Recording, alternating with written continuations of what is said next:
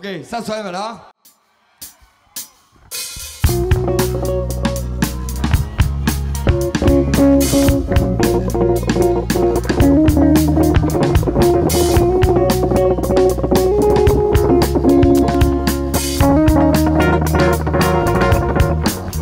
ဒီနေ့ကမောင်ရမှာမသိ